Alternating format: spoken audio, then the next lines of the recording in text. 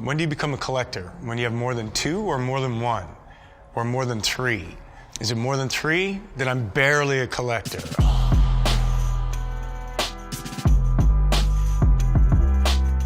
Hi, I'm Keanu Reeves, co-founder of Arch Motorcycle. Let's take a look.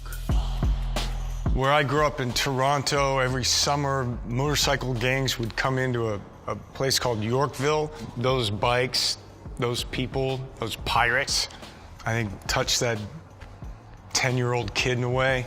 I learned how to ride a motorcycle when I was doing a film in Munich. This young woman had an Enduro, and I asked her if she'd teach me how to ride it. And when I came back to Los Angeles, this is probably around 86, 87, I got my first motorcycle.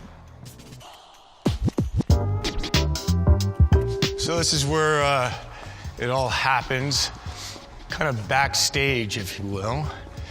We have some client bikes here being worked on and assembled. And then personally, this is the second motorcycle I bought in Los Angeles around 1987. It's a 1973 Mark IIA Norton Commando. Had a lot of good times with this motorcycle.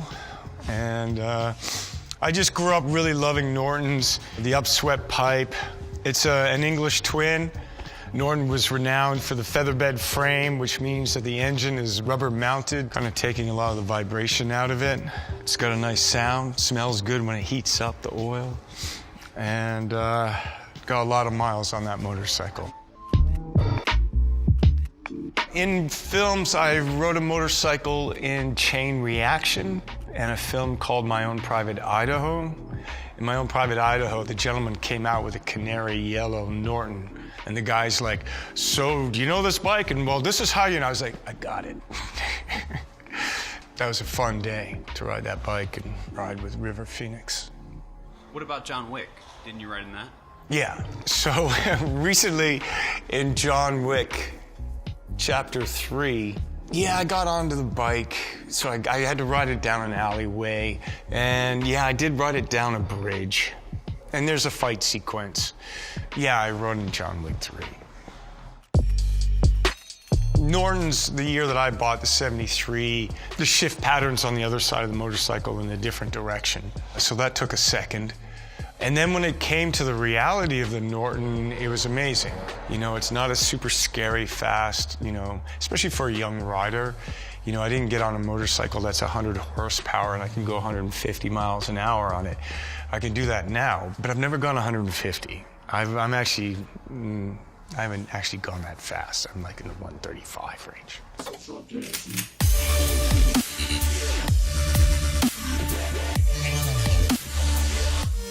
This is the Ducati that was in The Matrix Reloaded.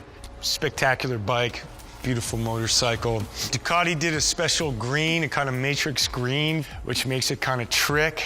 It's got Matrix Reloaded on it. Carrie-Anne Moss-Roy, who had never ridden a motorcycle in her life, learned how to ride a Ducati 998. Wow. The motorcycle was with the Wachowskis, who were the writers and directors of the Matrix trilogy. We have become custodians of the motorcycle, and it's really cool to be able to show you this bike. We'll go through it and make sure everything works, and the next time we're at the track, I think we'll take it out. You know, when I work on films, you know, in the past, they would, you know, have contracts that said you couldn't ride a motorcycle. You know, you're an asset and they don't want you to crash. So sometimes I would pay attention to that and sometimes I didn't. Oops, can't help it. It's not difficult to communicate what it's like to ride a motorcycle because, you know, if you've ridden a bicycle, you kind of get it. And a motorcycle, you're a little more vulnerable, so the stakes are higher, which I like. For me, it's the visceral quality of it, the vibration, the wind, the sound, and then it's just really a great place to think, to feel, to get away. You know, when I don't ride a motorcycle, I go through withdrawal. It's not good for my health. I had a Harley Davidson, a Dyno Wide Glide, which was an amazing motorcycle, and I was looking to personalize it. And then I was introduced to Gart Hollinger, who owned a custom building company called Chop Rods. We ended up working together, and he ended up building a custom bike. He took the Harley engine and then built a motorcycle around it, and that became the prototype for the Arch motorcycle. So this is a 2019 KR GT1. The company makes over 200 parts for the motorcycle. It's all billet aluminum. We manufacture those parts, but we also work with some high-end other companies, third parties. So we have an Öhlins high-end front suspension, South African company called BST for carbon wheels. We're working with a great company out of Wisconsin called S&S for the power plant. What else we got? We got some Michelin tires, which are pretty awesome. We work with an Italian company called Rizoma, signals, mirrors, foot controls.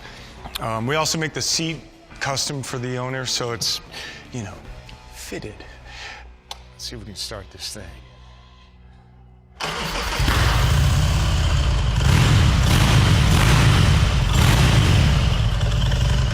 They sound good. They ride amazing. So in terms of the company, definitely I'm involved with the dream of the company, the ambition of the company. I can't assemble a motorcycle and you don't want me to fix it. I can test ride it and I can tell you what's wrong and I can, you know, what quality control, how do we want it to feel, what are we doing? I'm not doing any of the drawing. Gart is doing that, but he'll show me and we'll, you know, talk about it. And then infrastructure and what's the voice of the company, who are we, what are we presenting, and kind of work with that. So if the KR GT1 is a performance cruiser, then this motorcycle is like a performance cruiser sport. What makes it sport? So the riding position. Instead of having forward controls, we have a mid control. It has a different rake. On the 1S, it's broadened a little bit, so handling is a little different.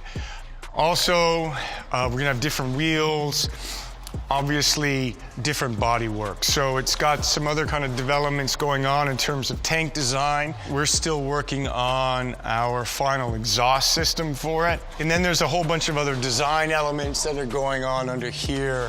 We have a new instrument panel. The frame is different than the KR GT1. It's not exposed, and what's going on inside is a little bit different. We also like to do track rides. So there's the ponies for when we want to go fast on a racetrack. I'm riding the ZX-10 here, the Ninja. Gart's got the R1. Ross, who works at the company, he's dealing with the Aprilia, and that might be Simon's. Really amazing, all of them amazing motorcycles, and it's really fun just to get together. We do a lot of riding with the Arches and go on Arch events and ride all through the Santa Monica Mountains, and that's great. But we all love riding, and if you're on a track, you don't have to worry about traffic or speed limits.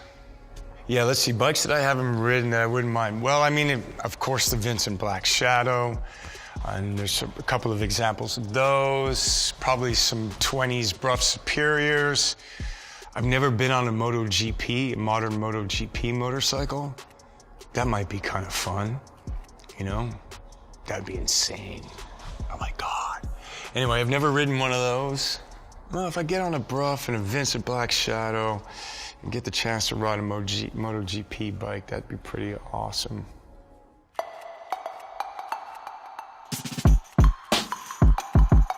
What we have here is what we call the Method 143. This is a prototype, so you can't jump on this yet and ride it. It's kind of like how the automobile company does concept cars. This is kind of a concept motorcycle that we're looking to make into production. It will eventually have a carbon fiber monocoque frame. You can start to see the idea of that coming down here on the down member of the frame. This will become carbon fiber. The power plant is an S&S, but it's going to be ridiculous. It's 143 cubic inches. It's a little futuristic. We like the idea of just how we're overlaying, integrating different materials, the aluminum, the carbon fiber, going into the elements of the skins of the seat. And then just some of the design elements are pretty spectacular. BST is going to be developing a new wheel for us. It'll be outrageous. This motorcycle is outrageous, but that's part of the fun.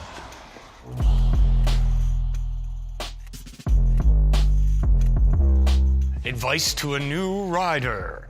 I mean, if you're a kid and you're like starting off on a little mini bike, I mean, people are gonna show you what to do. If you're a young adult and you're not dirt riding and you wanna get on the street, take a class. You know, start with a small CC, get a bike that you can get your feet on the ground, something that's not gonna freak you out, you know? If you're not gonna do all of that, just don't go crazy. Like if you've never ridden a motorcycle, don't get, you know, a sport bike that's got a lot of horsepower. But yeah, be comfortable on it. Don't get too much power that, you know, can overwhelm you too quickly. And have fun.